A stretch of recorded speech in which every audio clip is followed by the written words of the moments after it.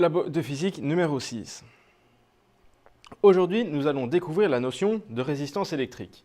Pour cela, nous avons besoin de différents matériels. Tout d'abord, d'une alimentation à tension réglable. On a déjà expliqué la fonction de cet appareil dans le labo précédent.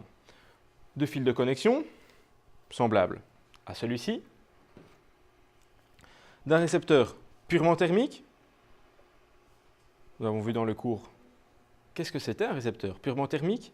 Ici, on a une résistance.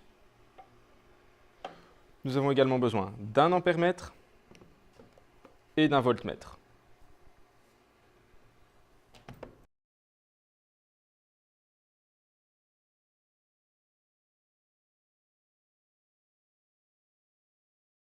Rappel, pour mesurer l'intensité du courant, nous devons mettre l'ampèremètre en série avec le récepteur.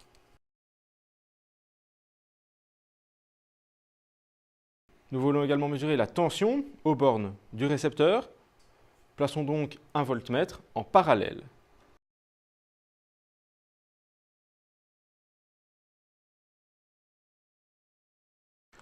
Maintenant que vous avez le circuit branché, tracez le schéma normalisé du circuit sur votre feuille.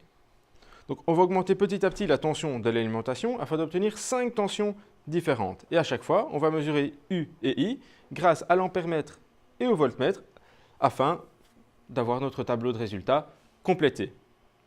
Donc, premièrement, on peut mettre une tension de 3 volts.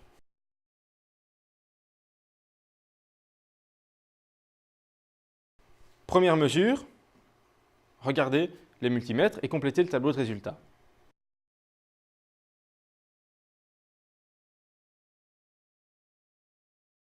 Deuxième mesure. Troisième mesure.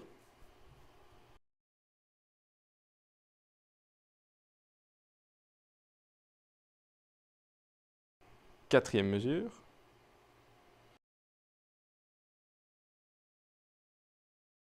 Cinquième et dernière mesure. Afin de pouvoir interpréter les résultats, vous allez tracer le graphique d'évolution de la tension aux bornes du récepteur en fonction de l'intensité du courant qui le traverse.